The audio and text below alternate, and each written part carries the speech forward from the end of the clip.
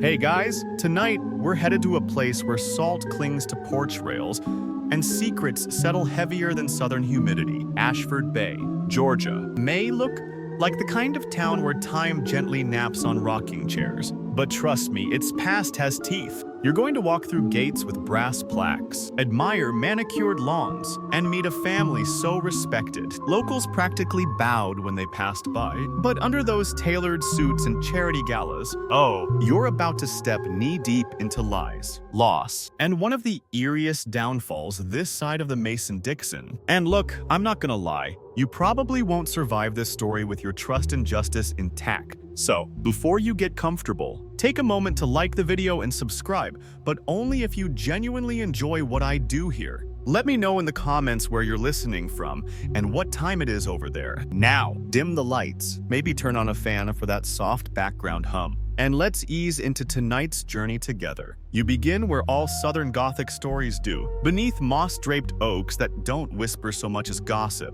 Ashford Bay's charm isn't just in its painted shutters and red brick avenues, it's in the lineage, the kind that smiles tightly and names libraries after itself. At the top of the local food chain, at least until recently, sat the Callahan family. They weren't just rich, they were revered. Judges, district attorneys, senators, golf buddies. If you shook a tree in Ashford Bay, odds were a Callahan ancestor wrote the zoning ordinance for it. Their ancestral home, the kind of estate that had its own crest, with a wrought iron gate that groaned open like something out of an old war film. Locals called it the Crestwood House, but to the Callahans, it was just home. Paintings of ancestors lined the walls, each generation smugly handing down justice like family silver. Now, historians still argue whether Ashford Bay's justice system was ever truly impartial, or if it simply did the Callahans' bidding in nicer suits. One thing's for sure. By 2010, the cracks were visible even if only to those who dared look too long. Arthur Callahan, the family patriarch, was a seasoned attorney who had inherited not just the firm Callahan and Pierce,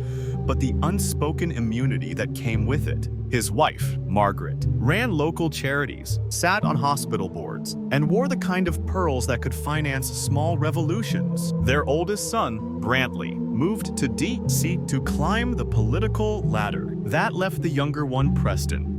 Preston. You see him even now, lounging shirtless on the bow of his father's speedboat, a bottle of something expensive sloshing in one hand, entitlement in the other. The townspeople often whispered, "He's just a boy," whenever he crashed a party or sped through a school zone. The kind of boy who thought laws were for other people. The kind of boy who had been caught with fake IDs, smashed cars, and unpaid bar tabs, yet somehow always ended up with a clean record. It was as if a legal broom followed him, sweeping away consequences before they could stick. One chilly February night, Preston decided to take the boat out. The Callahan boat, mind you, was no modest fishing vessel. It was a 38-foot Sea Ray Sundancer, sleek, white, obnoxiously fast. That night, it carried 6 people, including a 19-year-old waitress named Madeline Stone. She had been invited by a friend of a friend. Quiet, polite, wearing jeans too thin for the breeze off the bay. The kind of girl who smiled when she was nervous and laughed too loud when she felt out of place. They all drank. A lot. Laughter echoed across the water. And no one ever agreed who dared Preston to race under the bridge at full throttle. And because Preston only knew one gear chaos, he did. What happened next would echo for years. The boat clipped one of the bridge's support pillars at high speed. The hull cracked. Bodies lurched, screams tangled with splintering fiberglass. Madeline flew overboard, hitting her head on the rail before disappearing into the black water. Most of the passengers were bruised, but alive. Someone called 911. But here's the kicker. When first responders arrived, Preston wasn't sobbing or searching the shoreline. He was on the dock, drenched and grinning, slurring something about how she'll probably just swim home. Police took statements. Officers exchanged glances, but no handcuffs, no breathalyzer, just quiet apologies. and one very expensive defense attorney already waiting at the station. Mainstream media didn't pick up the story yet. Locally, though, it spread like humidity on linen, and the town split in two. Those who whispered that Madeleine was foolish to get on that boat, and those who started counting how many tragedies Callahans had dodged before. Quirky detail here. Did you know Southern Gothic literature often hinges on decaying grandeur? That uneasy tension between elegance and rot. Ashford Bay was beginning to feel like the setting of its own Faulkner novel, only this time with Instagram filters and law firm logos. Madeleine's body wouldn't surface until a full week later. She was found by a kayaker, her necklace still intact, her phone waterlogged and lifeless still in her jacket pocket. But her story was only just beginning to unravel, and so was Preston's. You're standing on the courthouse steps, just far enough away to not be seen, just close enough to hear the whispers. The name Callahan ripples through the crowd like a southern breeze, soft but laced with judgment. If you're from Ashford Bay, you don't need directions to the Callahan and Pierce law firm. You've passed it 100 times. White pillars, gold-lettered sign. That smug little eagle carved above the door, as if to say, "We own justice." And for generations, they did. The Callahan legacy didn't start with Arthur. Oh no, you'd have to dig all the way back to William Callahan Sr., Arthur's grandfather, who started as a circuit court judge and built his fortune prosecuting bootleggers during Prohibition. Historians still argue whether he was cleaning up the streets or eliminating the competition. Either way, the man ended up wealthy, feared, and surprise very rarely questioned. From there, the family tree blossomed into a perfectly pruned hedge of lawyers, judges, and political donors. You could say it was a dynasty without a crown. At one point, the mayor, police chief, and chief of surgery all owed their appointments to Callahan endorsements. Arthur simply inherited the controls to a machine that already ran itself. Now, here's the quirky bit local folklore claimed that every time a Callahan boy passed the bar, the town's clock tower chimed 13 times at midnight. Was it true? Who knows? But someone always reported hearing it. And somehow, the tale stuck like gum on the soul of Ashford Bay's conscience. You follow Arthur now through his office lined with leather-bound books that nobody's opened in decades. His mahogany desk gleams under recessed lighting. He's calm, confident, even as the walls start to whisper. That's what power does. It teaches you not to flinch, even when you should. Margaret, meanwhile, ran the outer circle of influence. Charity luncheons, scholarship boards, garden tours, the kind of woman who knew every judge's wife and sent thank you notes scented with lavender. Some folks said she smiled, like she was trying to win a prize she already owned. And then there was Preston, the heir apparent. You watch him walk into his father's firm like it's a country club. He rarely showed up before 10.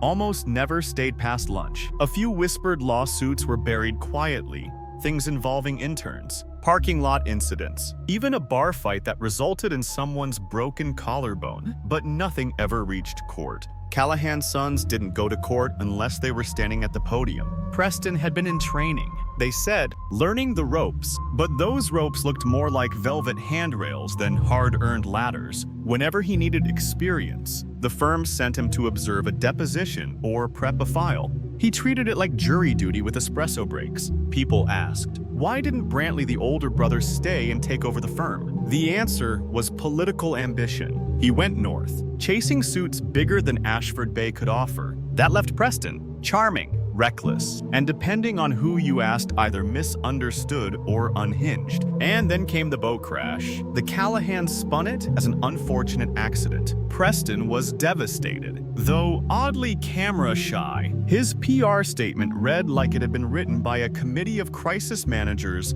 and deeply disappointed uncles. No public apology, no press conference, just a line about allowing the investigation to take its course. That course, as you soon find out, veered straight into a ditch. Over the next few months, the police report kept evolving. First, they claimed there wasn't enough evidence of intoxication. Then they said Madeleine's death might have been a tragic drowning caused by environmental conditions. At one point, the sheriff an old family friend, said the water had been particularly turbulent that evening. Locals rolled their eyes. It had been calm enough for paddleboarders. Still, nothing stuck to Preston. Meanwhile, Madeline's family grieved in silence. Her mother stopped coming to church. Her brother quit the grocery store job he'd held since high school. They couldn't afford a lawyer. And honestly, what lawyer in town would take on a Callahan? You walk past Madeline's memorial candles, photographs, a little anchor made of seashells. Someone writes her name in chalk every week so it doesn't fade, but it does. Everything does in Ashford Bay. Except Callahan influence. Behind closed doors, things weren't quite as polished. Preston had started drinking more, staying out later. He crashed his car into a fire hydrant at 3 a.m. One night, no injuries, no charges, just routine community assistance. According to the report, Margaret hosted a brunch the next morning as if nothing had happened, but those cracks were widening. Preston's girlfriend left town abruptly. His therapist stopped taking his calls. One intern at the firm mentioned hearing shouting from the upstairs conference room, but when asked directly, she just smiled and said, "Must have been the plumbing." Historians may someday debate whether the Callahan legacy was doomed from within or undone by the world around it. But right now, you're watching it teeter like a marble statue on a crooked pedestal. Preston, the supposed golden boy, was beginning to look less like a prodigy and more like a liability. And the worst part, no one was willing to stop him. You're drifting now, not across water, but through memory, the kind that stings when it splashes back. It's a Saturday night in late February 2019, and you're standing on the dock behind the Callahan estate.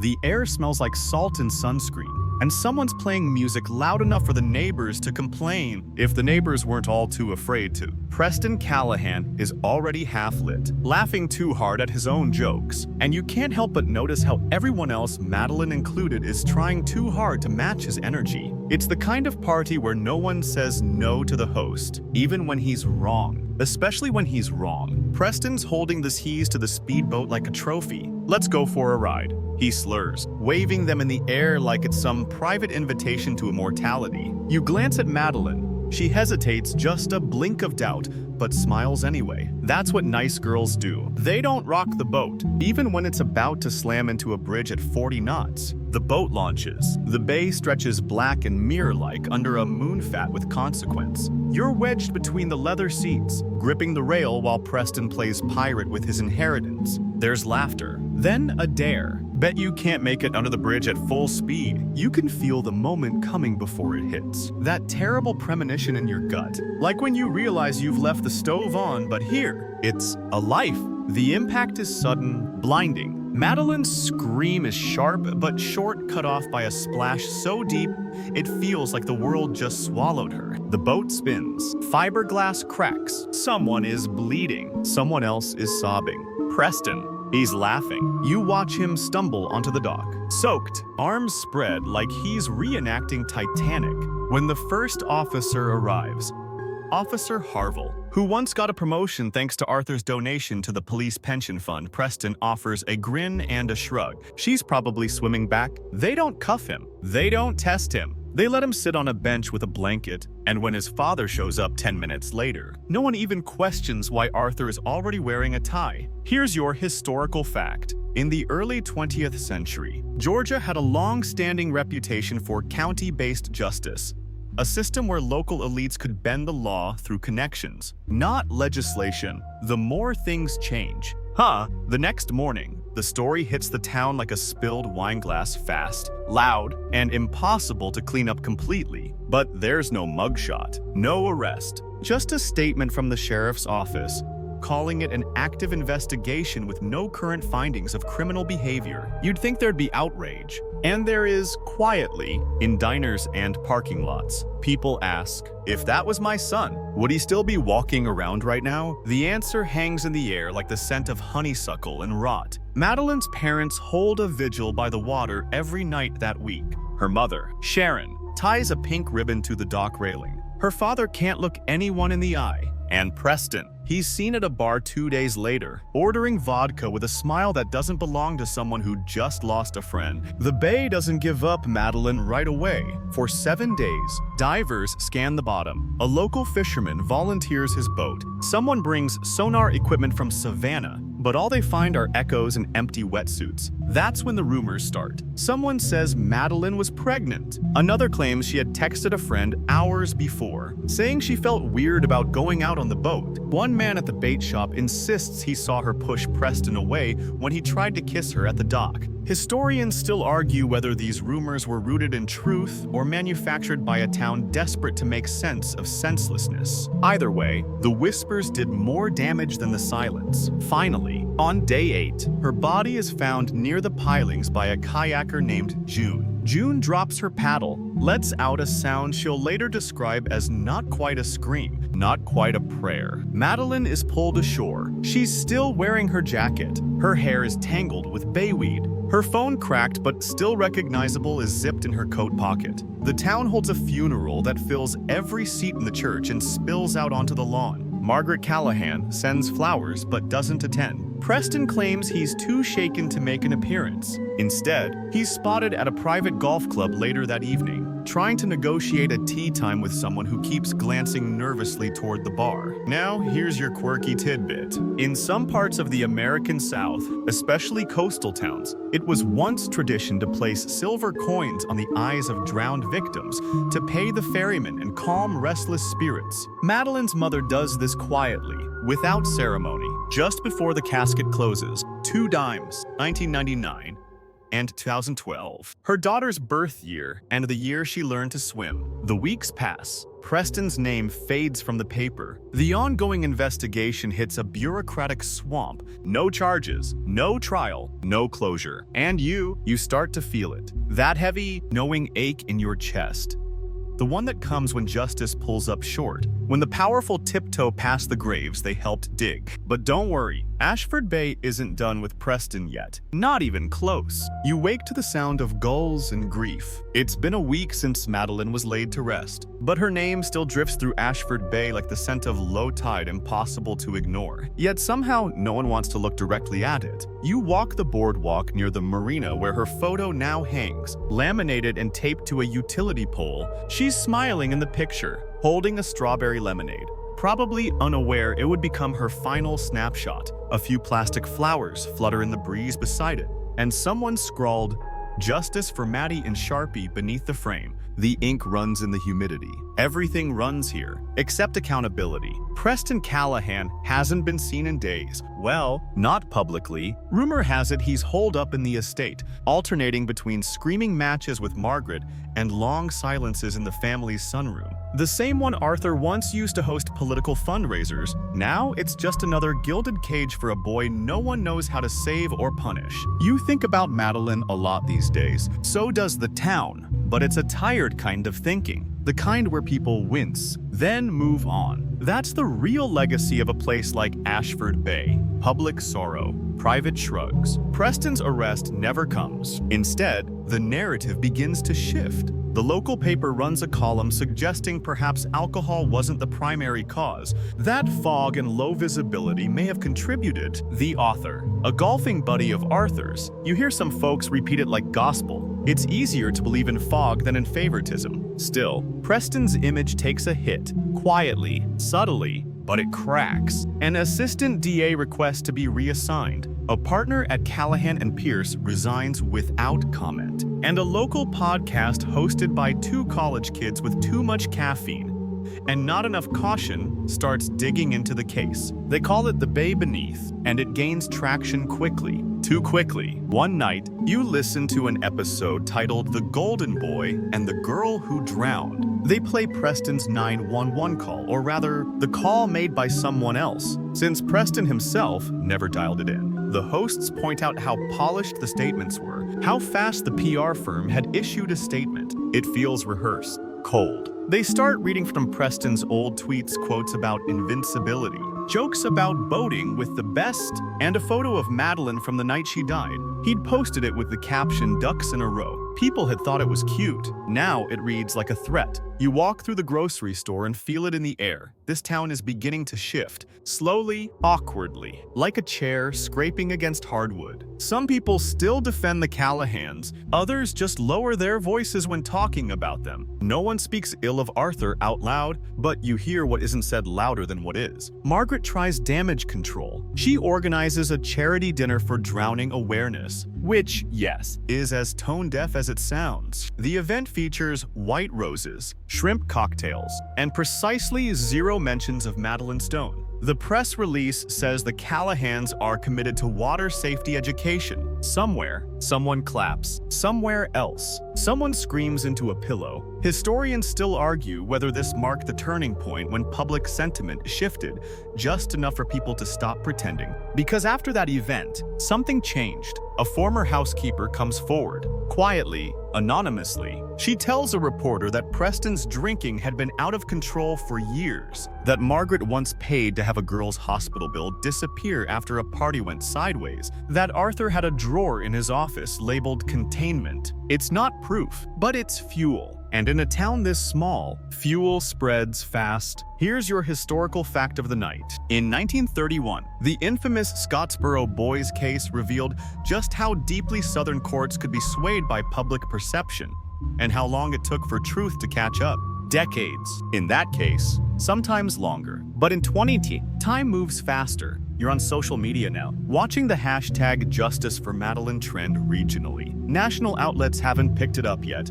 but they're circling. You can feel it. And then something happens. A girl named Erica posts a video. She's crying, shaking, holding up an old voicemail. It's from Preston, slurred, angry. You think I care? You think I don't know what it's like to watch people disappear? He never says her name, but the voice is unmistakable. The video goes viral in the Southeast within hours. A national reporter picks it up the next morning. By sundown, Preston Callahan is trending on Twitter for all the wrong reasons. Arthur issues a statement. It's 10 paragraphs of polished nothing. He blames digital manipulation, deepfake technology, and malicious actors. Preston deletes his Instagram. Margaret cancels her next charity event. The firm hires a crisis management team based out of Atlanta, and still no charges. Not even a fine. You're starting to understand now. It's not just about Madeline. It never was. This is about the illusion of immunity, a generational spell cast in courtrooms and cocktail parties. But spells break.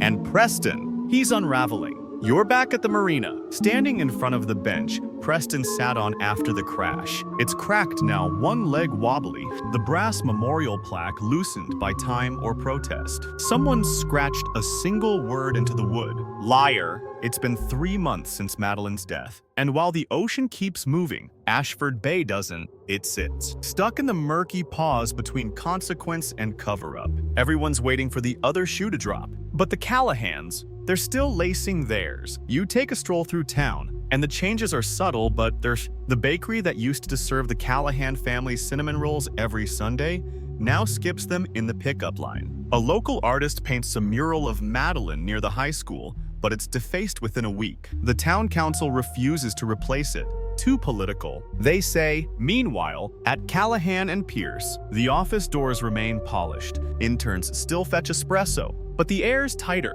nervous. You can feel it in the way the receptionist flinches when someone asks about the boating case. Preston doesn't show his face in public anymore. According to gossip, and let's face it, gossip is Ashford Bay's favorite sport. He started sleeping in the guest house behind the estate.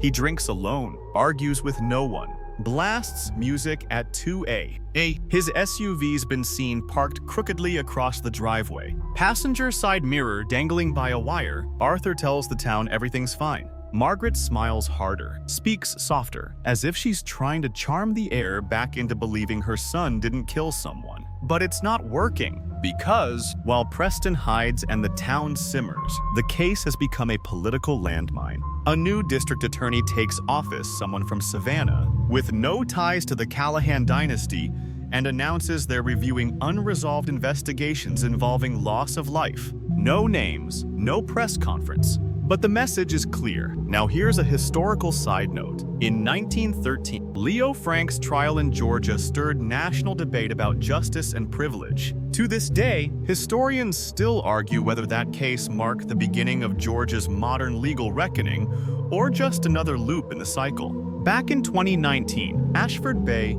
isn't quite there, but it's inching forward. And what happens next? That inch turns into an earthquake. You see, it doesn't start with a charge or an arrest. It starts with a rumor, one that spreads fast and stinks like low-tide fish guts. Apparently, Madeleine wasn't Preston's only accident. A year before the boat crash, a teenage girl named Lacey Martin was found unconscious behind the high school gym after prom. Her injuries were chalked up to intoxication and a bad fall. But now, someone's saying Preston was there that night, that Lacey had argued with him earlier, that Arthur personally visited her father the next morning. The rumor catches fire. Within days, anonymous posts start flooding message boards. Preston's a predator. Everyone in his frat knew. Margaret paid off more than one girl. And here's the twist. Some of the girls start coming forward. Not with lawsuits, not with demands, just with stories. Quiet ones. A whispered account at the coffee shop, a tearful recollection in the church basement. All of them following the same eerie pattern. A charming boy with too much liquor, too little control, and a father who cleaned up after him like a janitor at a haunted house. Still, the authorities remain quiet. Still, no arrest. So the town begins to shift tactics. A group of local moms start printing flyers. They tape them to telephone poles, tuck them into windshield wipers, leave them in library books. Each one has Madeleine's face and a single question. Why did Preston walk free? One morning, you find a flyer duct-taped to the front door of Callahan and Pierce. It's been raining, and the paper started to peel, but the message remains. Some rules shouldn't be bought. Inside, the firm is fraying. Partners whisper, clients back out, and Arthur starts spending more time at home though, not for rest. Rumor has it he's funneling funds, shifting assets, moving things offshore, which brings us to the embezzlement. It starts small, just a tip from a junior accountant who noticed some creative bookkeeping. But when the DA's office subpoenas the firm's records, it explodes. Shell companies, fake invoices, donations to non-existent nonprofits, millions of dollars missing. And guess who signed the transfers? Arthur Callahan. For the first time in over a century, the Callahan name is not just whispered, it's questioned. Margaret starts losing weight. Brantley sends a bland statement from DC saying he's cooperating fully. Preston, he's seen by a neighbor walking into the woods behind the estate, barefoot, clutching a bottle of bourbon like it's a lifeline. And here's your quirky tidbit for the evening. In some southern traditions, barefoot walks through pine woods were believed to bleed out the poison of guilt or shame. Of course, that only works if the poison wants to leave. Preston's doesn't. He resurfaces a few days later with scratches on his arms and a 1,000-yard stare. Margaret tries to send him to a wellness retreat in North Carolina. He refuses. You can almost hear the Callahan dynasty groaning under its own weight now. Every brick loosened, every plaque tarnished, and yet still no official charges for the crash that killed Madeleine. But there's something coming. You can feel it in your chest. The silence isn't safe anymore. It's just the eye of the storm. You don't need a storm warning to know the air has shifted. You can feel it in your molars. Ashford Bay no longer walks past the Callahan estate with polite indifference it tiptoes, eyes narrowed, ears wide open. And you, tonight, you're lingering just outside the iron gates of Crestwood House, where everything looks the same except for the lights. They stay on later now. Not the cozy, golden glow of security, but the flickering fluorescence of desperation. Staff are coming and going at strange hours. Contractors are seen removing boxes labeled with code names like guest dinnerware or archives B. One neighbor claims they saw Margaret burning documents in the outdoor fireplace. Another swears a family portrait was removed from the foyer wall and replaced with an abstract painting in gray tones. That's when you know a southern family is spiraling, when Grandma Callahan's portrait goes missing. But it's not just the decor. You overhear whispers from the cleaning staff. Margaret's been arguing with Arthur about something locked in the downstairs study. Preston smashed a whiskey glass against the pantry door. One maid was fired for asking too many questions. Another quit voluntarily after she found Preston in the backyard, barefoot again, muttering to the dog kennels as if the hounds could absolve him. Those dog kennels, by the way, let's talk about them. They sit at the far edge of the estate, tucked behind a low stone wall and a cluster of live oaks. 7 wooden runs, a faded no trespassing sign, and the faint stench of old pine cleaner mixed with wet fur. They haven't been used much in recent years, not since the Callahans stopped showing dogs at competitions. But lately, you hear barking again, only at night, only once or twice, and only when Margaret cries. You know of this because one of the former groundskeepers, a wiry old man named Hollis, says he was paid extra to patrol the grounds at 2A. No? He says Margaret walks out there sometimes in her robe, clutching a flashlight, whispering names no one recognizes. Once, she stood by the kennel fence and said, "You're lucky you died before this place got ugly." Who was she talking to? That's when the staff start talking in code.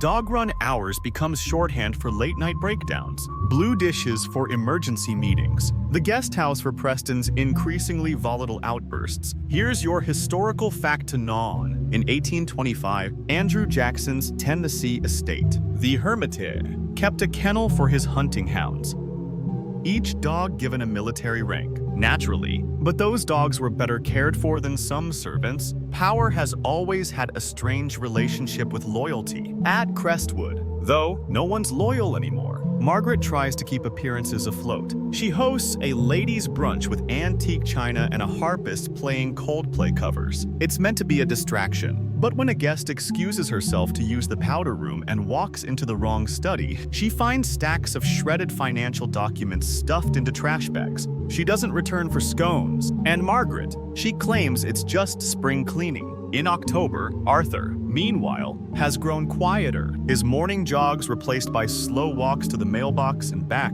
Neighbors notice he's stopped nodding at passers-by. His back's more hunched. His suits hang looser. When asked about the mounting investigation into the firm's finances, he responds with the kind of legalese that sounds smart but means nothing. "We are cooperating fully within the scope of relevant statutory parameters." Translation: please stop asking, but the town isn't done watching. You walk into the post office one afternoon and hear the clerk mutter, "I'd hate to be their dog right now." You're not sure what it means? But it lingers. A week later, a local teenager posts drone footage of the estate on social media, just a slow glide over the trees, the roof, and finally, the kennels. No dogs, but 2 new security cameras have been installed on poles, facing inward. Quirky tidbit. In some southern folklore, it's said that dogs won't bark at spirits they knew. In life, only strangers. The fact that the hounds howl only on certain nights has people talking, especially after what happens next. You're sitting in your car at the grocery store when the news breaks on the radio. 2 gunshots reported at the Callahan estate, early morning. Emergency dispatch made by Arthur himself. You don't breathe. You turn the key, start the engine, and drive. Not because you think you'll get close, they'll have the perimeter roped off, but because you need to see it. By the time you arrive, the flashing lights are already there. Police cars, crime scene vans, a coroner's vehicle. News reporters line the outer fences, murmuring half-truths into microphones. The facts trickle in slow and cruel. Preston Callahan, dead from a gunshot wound to the chest. Margaret Callahan, deceased, found just a few feet away, shot once through the back, both near the dog kennels. Arthur, alive. He told police he'd come home from visiting his dying father in Savannah to find the bodies. But when pressed for details, his answers start to unravel. He says he entered through the front. But security footage leaked later shows him on the grounds nearly an hour before the call was made.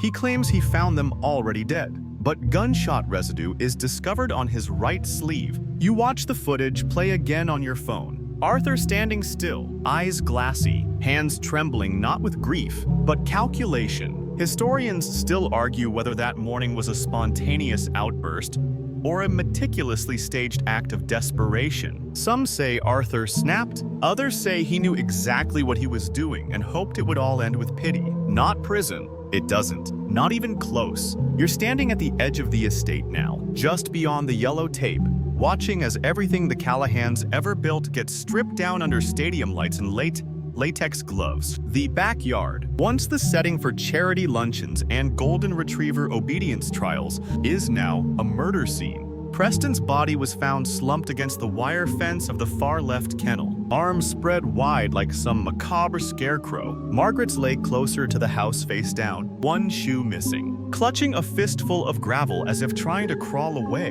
And Arthur made the call. He was calm. His voice on the 911 tape is eerily level. You hear it leaked later that week. Because in Ashford Bay, everything leaks eventually. Yes, I need help. My wife and son.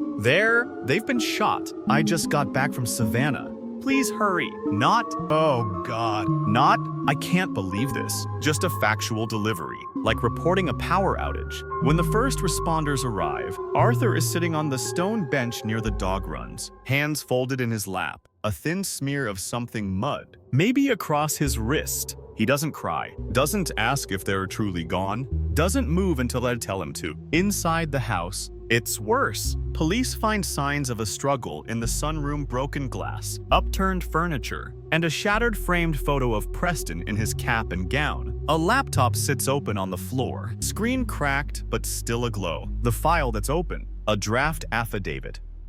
One naming Preston and Margaret as co-conspirators in financial misconduct tied to the firm's charitable trust. Oh yes, turns out the embezzlement wasn't Arthur's solo act after all. Or maybe it was, and he was just setting up his alibi. You follow investigators through the estate like a ghost with nowhere better to be. They sweep the kennels, the guest house, the attic. They find a second gun in the linen closet registered to Arthur, never reported missing. They find emails between Margaret and a divorce attorney. They find Preston's phone in the garbage can, smashed to pieces but still traceable to a final video 12 seconds of him pacing by the kennels, muttering, "He's going to pin it all on us, on me." Quirky side fact. In medieval times, suspected criminals would sometimes place their hands in the mouth of a dog as a form of oath-taking. If the dog bit, it was seen as divine judgment. Preston's final act might have been a modern version confessing to his reflection, hoping someone,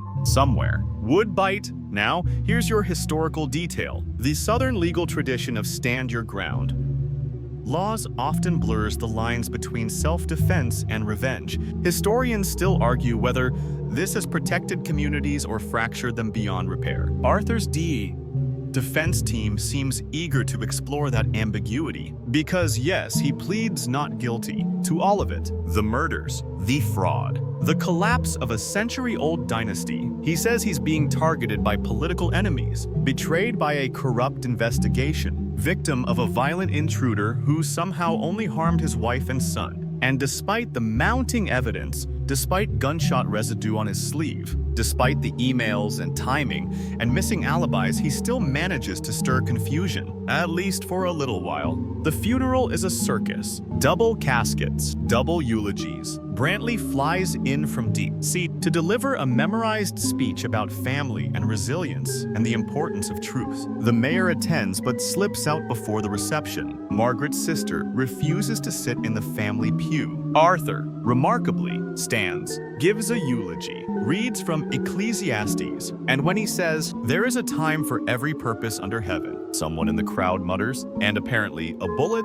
too." But no one laughs, because now it's all too real. A week later, Arthur is formally indicted for the murders of Preston and Margaret Callahan. The charges are sweeping double homicide, obstruction, financial fraud, conspiracy to commit insurance fraud, and perjury. The indictment is read aloud in a courtroom, where his own family's name is carved above the judge's bench. Irony isn't subtle here, and Arthur, he doesn't blink, just sits in a tailored gray suit with a blue tie, the same shade as the firm's letterhead, as if trying to brand his denial into permanence. The prosecution's theory is simple. Arthur knew his financial crimes were unraveling. He feared disgrace. He feared indictment. So he made a plan. Eliminate the witnesses, stage the scene, recast himself as a grieving father and husband, maybe throw suspicion on an intruder, a disgruntled client, a stranger in the night. He almost got away with it. But the timing was off. The gunshot residue too fresh, the financial trail too wide.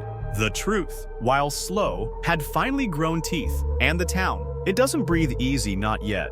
But it starts to exhale. You walk past the courthouse one morning and see a child drawing chalk hearts on the sidewalk. In the middle of them, she scrawls one word, Maddie. And for the first time in years, no one tells her to stop. You wake to rain pattering gently against the tin awning outside your window. But the headlines that morning are anything but gentle. Callahan alibi disintegrates. Arthur's timeline unravels. Financial trail leads to missing client funds. It's happening. The defense team does what it can. They file motions, try to delay proceedings, blame media hysteria for poisoning the jury pool. But Arthur's version of the night, "I came home to find them already dead," is now, officially, Swiss cheese. You watch the news clip again. Security camera footage from a traffic light near the estate. Arthur's black SUV is caught returning well before the alleged time of his 911 call. The timestamp doesn't lie. He was on the property nearly an hour before he told dispatchers he arrived. And that's a problem. Investigators dig deeper. They discover a trail of deleted texts between Arthur and Margaret. One sent just 2 days before the murders reads, "You're not pinning this on me." Not when you signed those transfer orders. Margaret had been preparing to speak with federal investigators. Preston had been bragging to friends that he was off the hook and that Dad was going to take the fall. That smug little declaration didn't age well. You walk through the town square, and for the first time in years, the Callahan name doesn't hang over Ashford Bay like a fog. The building that once housed Callahan and Pierce has its windows shuttered. A for-lease sign sways lazily in the breeze. The gold lettering on the facade scratched off. Rumor has it someone did it with a house key. Quirky detail. There's an old Southern superstition that says if a family falls from grace, you should walk backward past their house to avoid inheriting their curse. You've seen teenagers doing it at night, filming each other on TikTok. Somehow, even disgrace gets branded into a trend. Meanwhile, the prosecutors aren't done. They subpoena Arthur's personal assistant, a woman named Talia Greaves who had worked with him for over 15 years. She looks nervous when she enters the courtroom, and no wonder her testimony could crater whatever smoldering ruins of defense Arthur has left. She recounts Arthur's increasing paranoia. How, in the weeks leading up to the murders, he demanded all firm documents be printed and hand-delivered. How he kept a list written in fountain pen of potential liability factors. Margaret and Preston's names were at the top, underlined. And then there's the gun. Ballistics testing confirms that the weapon used to kill both victims had belonged to Arthur, despite his claim that it must have been taken from the safe. But the safe, it hadn't been tampered with. The key was still in Arthur's desk drawer. Historians still argue whether Arthur's unraveling was driven by a desperate need to salvage his legacy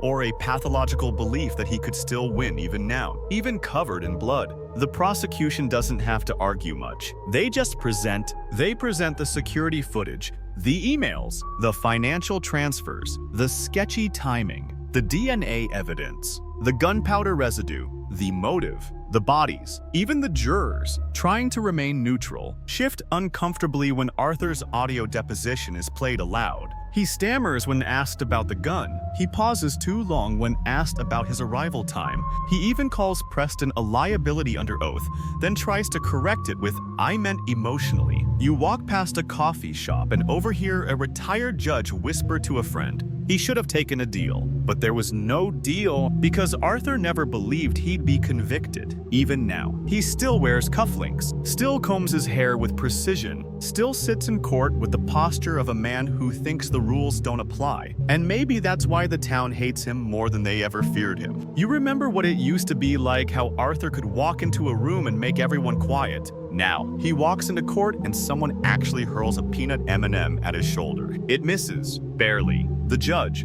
a no-nonsense woman from Atlanta, doesn't tolerate the circus. She moves swiftly. Court resumes Monday to Friday. Each day tightens the knot. Arthur's attorney tries a wild defense suggesting perhaps Margaret had shot Preston, then herself, and Arthur just panicked. You nearly laugh out loud when you hear it. So does the courtroom. Here's your mainstream history tidbit. In the early 2000s, a slew of high-profile Southern trials began facing public pressure thanks to internet forums and citizen watchdogs. Now, in 2021, Arthur Callahan is learning what it feels like to live under that same microscope. As the trial stretches into week 3, a new witness is called. Logan Bryce, a former paralegal from the firm, Young, nervous. He walks like someone who spent years trying not to be noticed. But today he's the nail in the coffin. He testifies that Arthur offered him a vacation and a cash bonus to delete emails and move documents from the firm's hard drive onto a private laptop. Logan didn't do it. Instead, he kept copies, turned them over to the DA. Emails that read, "They'll take the fall before I do. Make sure Margaret doesn't talk to anyone without me present. If Preston screws this up, it'll be my name they smear. You don't need a law degree to see where this is going." Arthur's shoulders finally slump. It's not dramatic, just a slow, sinking collapse of the spine. The weight of everything pressing inward. You watch him now, not as a villain, not as a mastermind, but as a man who tried to build an empire with iron fists and gold teeth, and forgot that even gold rusts when it's dragged through the mud long enough. The defense rests. The town holds its breath. You're in the courtroom gallery, second row from the back, feet flat on the polished tile floor, and the air feels like it's holding its breath right along with everyone else. The jury has been out for 6 hours. People whisper, shift in their seats, check their watches. One woman, a former school teacher, knits furiously in the front row, her needles clicking like a metronome of nerves. Even the bailiff looks more pale than usual, and that man's face hasn't moved since the McAllister v. McAllister divorce hearings back in '08, and then movement. The side door opens. 12 faces return, solemn, eyes cast downward. You can tell already, this is not a hung jury. This is a group that saw what you saw. A man who orchestrated the destruction of his own family, then tried to walk away from the fire wearing cologne and crocodile shoes. The clerk reads the verdicts one by one. On the count of first-degree murder in the death of Preston Callahan, guilty. On the count of first-degree murder in the death of Margaret Callahan, guilty. And then come the rest. Wire fraud, obstruction of justice,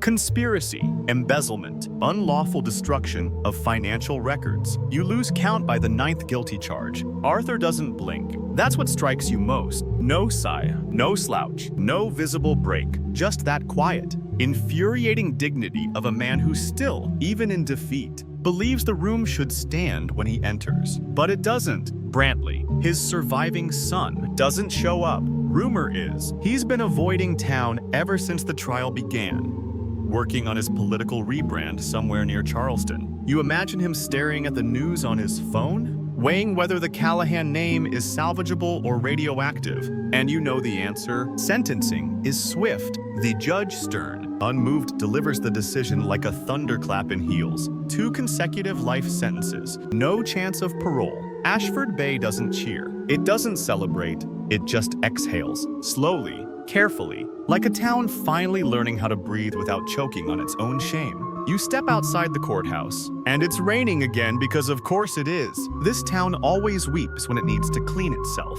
You make your way to the marina where Madeline's laminated photo still clings to that same utility pole. Someone's replaced the old faded flowers with fresh ones. There's a new note, too, handwritten in loopy cursive. You were never forgotten, not for 1 second. And you realize, this story?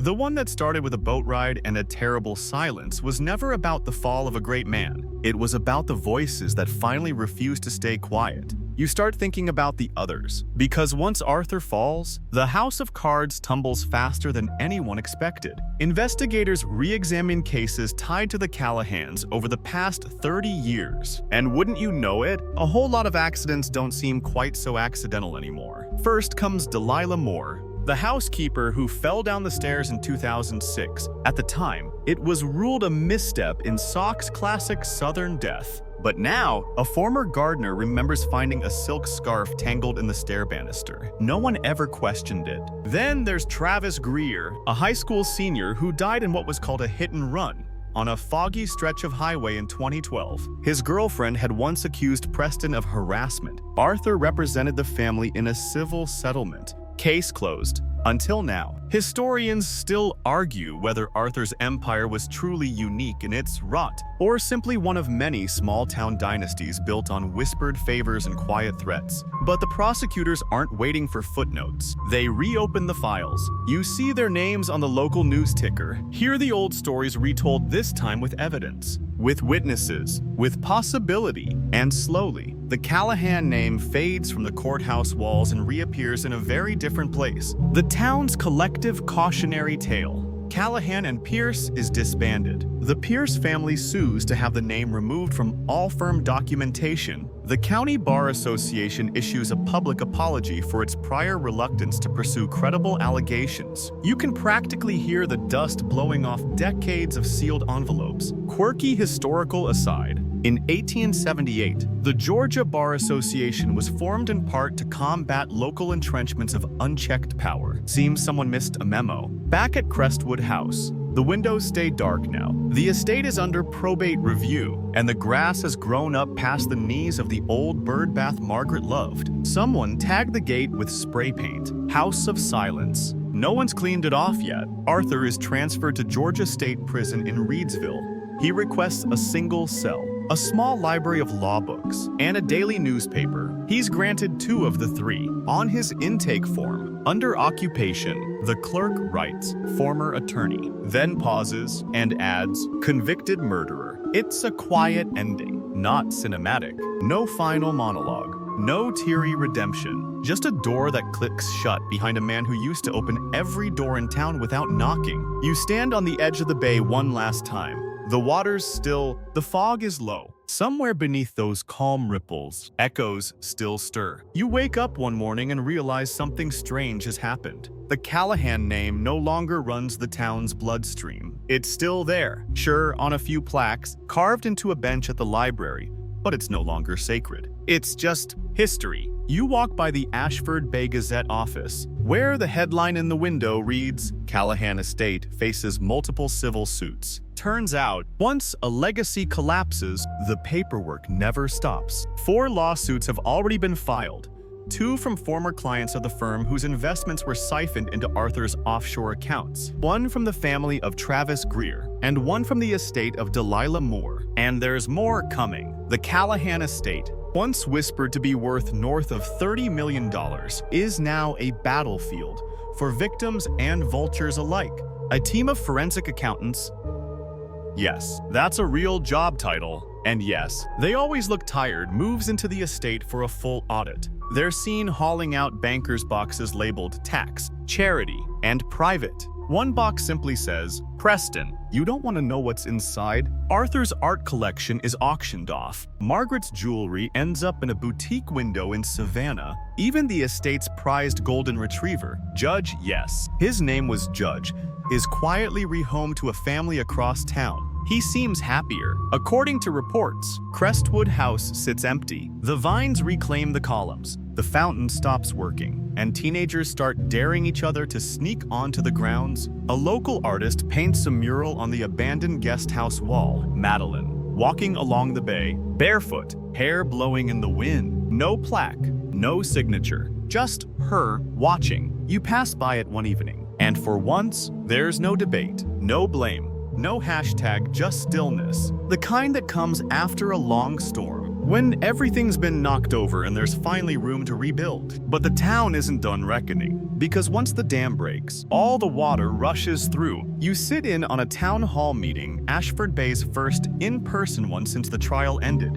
It's packed. People you haven't seen in years show up, armed with notebooks, statistics, and courage. They talk about accountability, transparency, and how to ensure that no single family ever controls so much again. They vote to rename one of the town's main roads. Callahan Avenue becomes Madeline Way. The motion passes with only one opposing vote. An older man with a mustache who leaves early. Muttering something about tradition, no one stops him.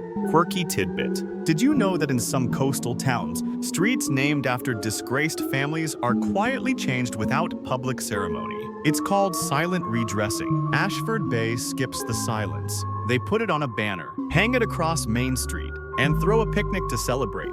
Meanwhile, the old Callahan and Pierce office becomes a public legal aid center, run by volunteers, funded by donors. A giant glass sign goes up, Ashford Bay Justice Collective. You almost laugh at the irony, but it's real. People are showing up, listening, learning. And still, Arthur refuses interviews. He's denied parole hearings. His appeals are rejected. He spends his days in the prison library, annotating law books and writing letters no one reads. His cell is small, sterile, and far quieter than the legacy he left behind. Brantley, still trying to salvage his political ambitions, gives a TV interview in which he says, "My father made mistakes, but I won't carry those mistakes forward." The interviewer asks if he's changed his last name. Brantley doesn't answer. Here's your historical fact to savor tonight. In ancient Rome, senators found guilty of treason had their names removed from public records and monuments, a practice known as damnatio memoriae, erased, as if they never existed. Ashford Bay didn't go quite that far, but it came close.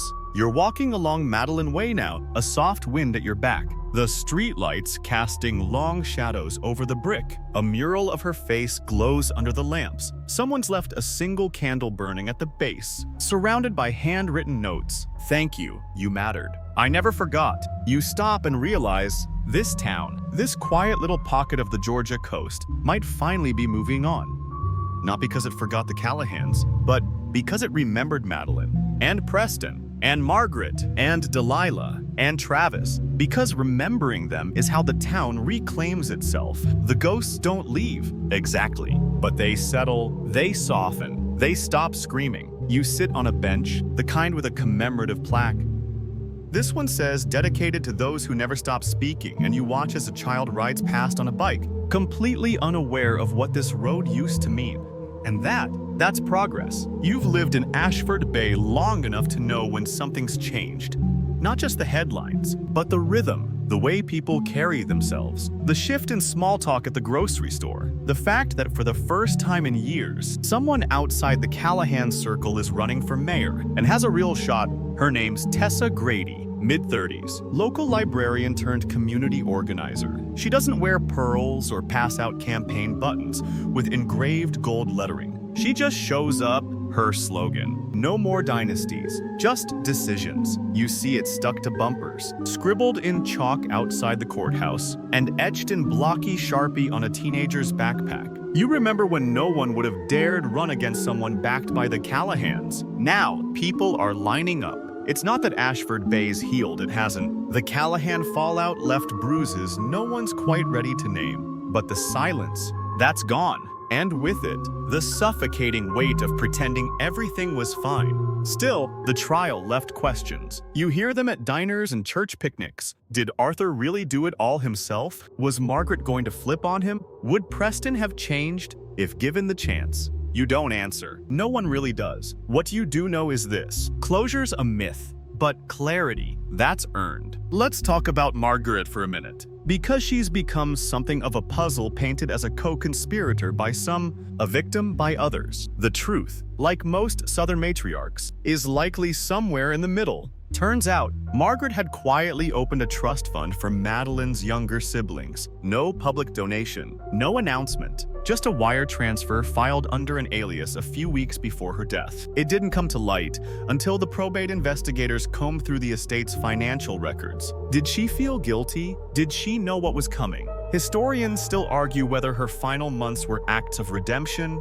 or panic, whether she was preparing to testify against Arthur or just cleaning up after him. One last time, the only person who might have known was Preston, and he wasn't exactly a reliable narrator. Preston's story ends where it began, in privilege, in pressure, in chaos. But as the years pass, his memory becomes less about who he was and more about what he represented. The consequence of too many second chances, handed out like hors d'oeuvres. The local high school removes his name from the donor plaque near the gym. No ceremony, just a quiet replacement. A student-led petition pushes for it, not out of vengeance, but as a statement that being wealthy, or connected, or born into the right last name shouldn't protect you from accountability. Quirky local twist. The new plaque honors June, the kayaker who found Madeline's body. She's now studying environmental law. Her inscription reads, "For those who refuse to look away." You see that kind of ripple everywhere. A high school teacher revises her civics curriculum to include the Callahan trial. The county courthouse installs a public oversight board, and in a small corner of the local library, a display case quietly rotates exhibits titled Ashford Bay Uncovered. It includes things like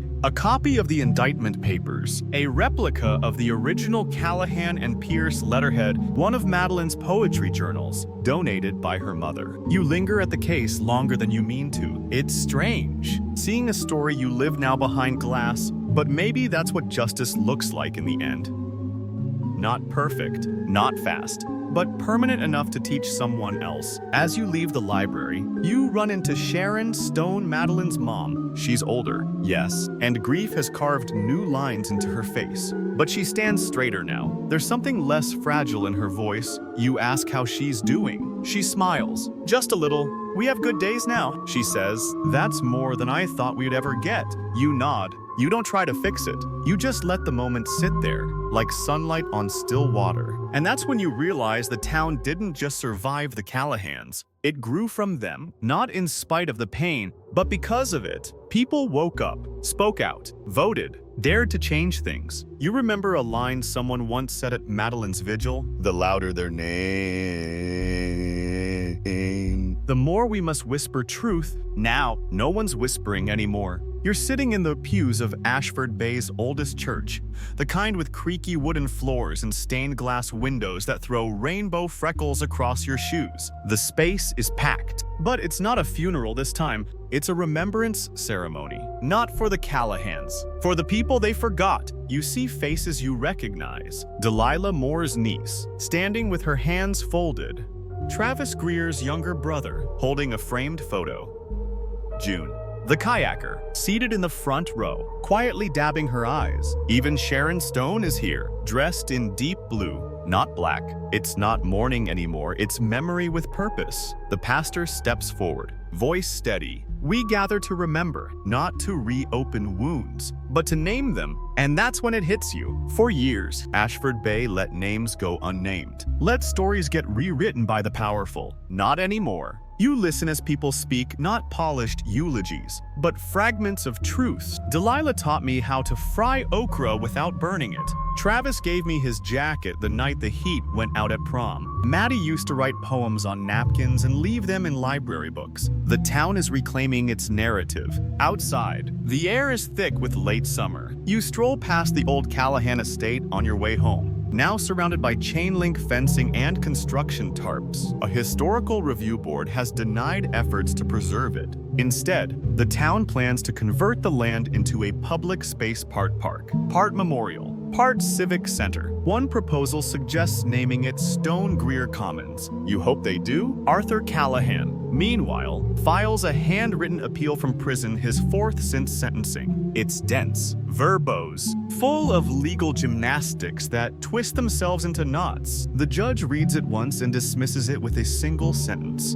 There is no ambiguity in the truth. You think about that phrase often, because for so long, ambiguity was Ashford Bay's native language. Unspoken deals, convenient forgetfulness, the kind of silence that lets injustice ferment until it smells like tradition, but no more. Quirky tidbit of the night. In the early 1900s, some coastal towns would ring church bells backwards during major civic shifts to unwind the sins of the past. They said, Ashford Bay doesn't ring any bells, but it does start a scholarship in Madeline Stone's name for first-generation college students. The first recipient, a young woman studying forensic science. It's the kind of detail that would have made Arthur Callahan cringe. Good. Back in town, Tessa Grady wins the mayoral election by a landslide. Her victory speech is short and honest. "We can't erase what happened here, but we can decide what happens next." And you realize how strange it feels to live in a place where justice isn't just whispered about, but expected. Where people knock on the mayor's office door not to beg, but to contribute. There are still skeptics. Of course, one local radio host says all this wokeness is just a phase, that Ashford Bay will come back to its senses. You switch the station, because you've seen the town's senses raw, awakened, and unwilling to go back. You take the long way home, past Madeline Way, past the library, past the marina where the water is calm now. You remember what it was like when the fog never lifted, when her picture was the only one staring down from the pole. Now, there are dozens. Faces of those lost, faces of those still fighting, flyers for town halls, posters for the next community theater play, even a sign-up sheet for the Bay Justice cleanup crew. The dock is covered in chalk messages. We remember you. Speak up, even when your voice shakes. No more secrets. It feels alive, honest, and maybe, just maybe, healed enough to start again. You're sipping coffee on the back porch of the old boarding house near the edge of town, the one that used to host Callahan interns during summer rotations. These days, it's been converted into a halfway home for women leaving abusive relationships. Funny how buildings change when their power source shifts. You watch as two volunteers plant flowers out front: lavender, marigolds, daisies, simple things, healing things. They're not doing it for press or points, just because the place needs beauty again. Ashford Bay needs beauty again, and it's finding it, slowly, in unexpected places. At the courthouse, you see a new mural going up, dozens of hands reaching upward toward a cracked gavel, gold leaf detailing curling into vines. A small banner hangs beside it. Justice belongs to everyone. Even the judges, yes, even them are undergoing ethics training. One tells the local paper it's long overdue. The county clerk's office installs a tip line for judicial misconduct,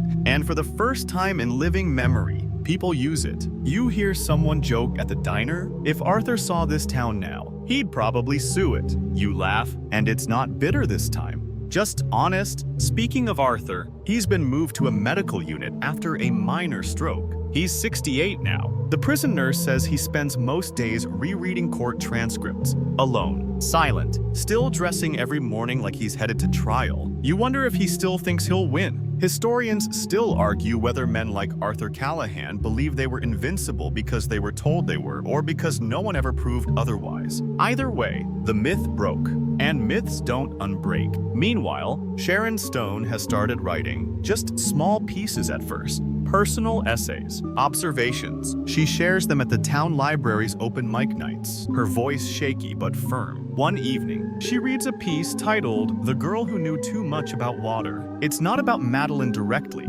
it's about loss and dignity, and how to live in a world where people will pretend not to see you. She ends with, "The Bay doesn't forget, it just learns to carry things quieter." The room doesn't clap immediately. It breathes. Then someone stands. Then another, and another. You're seeing this all the time now. Ordinary people becoming something extraordinary just because someone finally let go of fear. Even the schools are different. Ashford Bay High has added a civics course called Power and Ethics. It uses real-town case studies, including the Callahan scandal. It's led by Mr. Alvarez, who once taught Preston how to debate. He doesn't talk about that much, but sometimes you catch the flicker of regret in his eyes when students mention the name. But that's the thing about truth, it doesn't wait for you to be ready. There's even a podcast now, run by college students who grew up in Ashford Bay. It's called Baylight. Each episode tackles a different angle. When power sleeps in your guest room. Legacy versus liability. The Kennel Tapes. You listen to one on a walk and hear someone say, "We grew up thinking justice was polite. Turns out, it's just really stubborn." Quirky little note. One of the podcast hosts swears their house is haunted, books falling off shelves, radios turning on at 3 a.m. The old-timers say it's just the town stretching after a long sleep. You kind of like that idea. You walk past Crestwood House again. The chain link is gone now. The front lawn has been cleared. A few contractors are measuring the ground for what will eventually become a civic garden and amphitheater. You imagine sitting there one day, surrounded by neighbors, maybe watching a play, maybe hearing a poem, maybe just being no ghosts in sight. Well, except the ones that built the place. But they don't shout anymore. They whisper, and they're quieter every time. You find a bench and sit. You let the town pass by. Kids on bikes. A couple arguing playfully over coffee orders. A man in a reflective vest replacing a street sign, not because it was broken, but because it still said Callahan Drive. He screws in the new one. Bay Commons Lane. No ceremony. Just change, and that's enough. You're in a diner now, the Silver Gull, where the coffee's strong enough to wake the dead, and the booths still creak with secrets. It's where Arthur Callahan once held impromptu meetings over Eggs Benedict, and now It's where the town council stops in after every open forum to review budget notes over buttermilk biscuits. The old corner booth he used to favor. No one sits there anymore. Not out of reverence, just a kind of unspoken collective agreement. Like, nah, let it rot. You stir cream into your coffee as a young couple at the next booth chats about buying their first home. Not on Madeline Way, the girl says with a soft smile. Too expensive now. You can't help but chuckle. Somehow, her name raised the real estate value more than Preston ever could. Outside, the morning fog is burning off. The town has that strange glow of something halfway between new and familiar, like a shirt that's finally broken in. You check your phone. The latest development pops up. Former DA faces ethics review over Callahan-era cases. Oh, right, the ripples are still reaching the shore. Turns out the previous district attorney retired, now has been quietly questioned over a pattern of non-prosecutions during his tenure. It's not a witch hunt, it's a slow comb through the records, case by case, ruling by ruling. Some dismissed cases are getting reopened, a few plea deals are being reconsidered. No one's expecting sweeping indictments, but it's more about the message. This isn't going under the rug again. Historians still argue whether real justice happens in the courtroom or the years that follow when a town picks up the pieces, reads the fine print, and decides what it will and will not tolerate ever again. Ashford Bay is still deciding. You stroll past the newly opened Stone Greer Commons, where kids are playing hopscotch in a chalk-drawn court near the amphitheater stage. One of them asks, "Who is Travis Greer?" And a parent kneels beside her to explain, slowly, gently, like a lesson passed down, not hidden away. That's the thing. You don't bury stories anymore. You plant them. The garden in the center of the commons is in full bloom. A granite plaque lists the names of those impacted by the Callahan fallout. Not just the dead, but the silenced, the manipulated, the overlooked. You run your hand along the engraved words. For those who were told to stay quiet and spoke anyway. Nearby, a small wind chime tinkles softly. It's made from pieces of old courtroom chairs. Someone salvaged them, sanded them down, turned them into music. You listen, and it doesn't sound like morning anymore. It sounds like breathing. Brantley. Callahan has officially changed his last name. You read about it in a buried news item. He says he wants to start anew. No one stops him, but no one forgets. Either Arthur remains incarcerated, mostly silent, though he recently filed a copyright claim on the crest of Callahan and Pierce. It was denied twice. The prison warden tells a local reporter, off the record, that Arthur still wears a tie to breakfast. Routine's all he's got. The warden says that, and a reputation he keeps trying to polish. But reputations, like heirloom silver, only shine if they were worth something to begin with. Quirky little moment. One of the muralists working at the Commons signs their name with a tiny symbol of a cracked crown. When asked why, they say, "So we remember what happens when a crown becomes a blindfold." You think about that long after you've left. That night, there's a poetry reading on the Commons stage. No microphones, just candles, blankets, and breath. Sharon Stone reads last. Her poem isn't about grief this time. It's about the weight of legacy and how, sometimes, the best thing a town can do is drop it.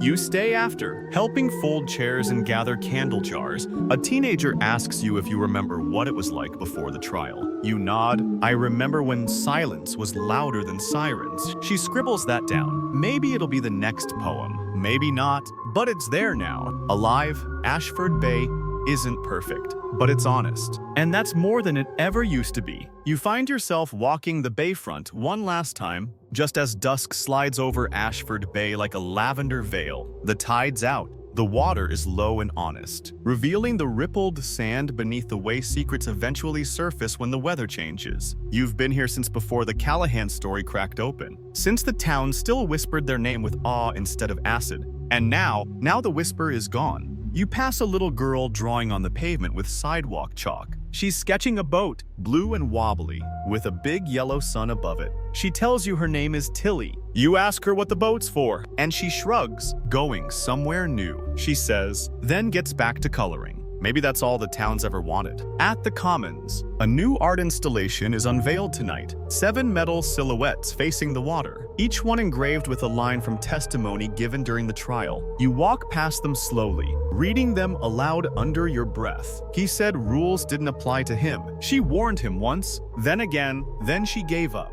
We just wanted someone to listen. I found the file. I couldn't sleep after that. She wasn't disposable. He told me no one would believe me. I do now. There's no plaque saying what it means. It doesn't need one. You sit on a bench beneath a crooked magnolia tree. It's quiet, save for the rustling of the leaves and the soft creak of the tide returning. You remember when this place was a monument to silence, fear, influence. Now it's a space for presence, for breath, for remembering not just what happened, but what comes next. Because justice, you've learned, is less about the verdict and more about the aftermath. The rituals we create so pain doesn't eat everything in its path. The reminders that truth, once spoken, can't be unsaid. You read somewhere that in Japanese pottery, there's an art called kintsugi, where broken pieces are fused back together with gold, not to hide the damage, but to honor it, to say, this was broken, but it matters more now. Ashford Bay is full of those golden seams. You see it in every new face elected, every reopened case, every student learning civic law through something real, not just hypotheticals, and most of all, in the way no one calls it the Callahan Town anymore. You rise, stretch, and take the long way home, past the old firm building now filled with community workshops, past the marina, where Madeline's photo no longer hangs because it doesn't have to.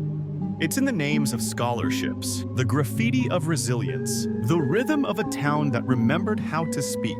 You hear the wind change just a little, and in that moment, you understand something true. This town was never theirs to own. It just took a long time to reclaim. And now, we settle. The bay sleeps, the trees hush their gossip, the porch lights dim, and the air softens until it feels like flannel pulled from the dryer. You stretch your legs beneath the blanket. You made it, through the fog, through the fire, through the family that mistook fear for legacy. You close your eyes and think of that little girl with the sidewalk chalk, her crooked boat heading somewhere new. Maybe that's you now, floating gently forward, away from everything loud, the weight of injustice. You've laid it down. The ache of betrayal, softer now, more distant, like a bell tolling in a neighboring town. And the people you met along the way, the brave ones, the quiet ones, the ones who whispered until someone finally listened. They stay with you, tucked in your chest like fireflies. So go ahead, drift. Let the story settle into your ribs, not like burdens, but like ballast, to steady you, to hold you gently when the night turns quiet. Breathe. The bay will hold your secrets. The town will carry your memory. And the wind, it knows your name. Sleep well, friend.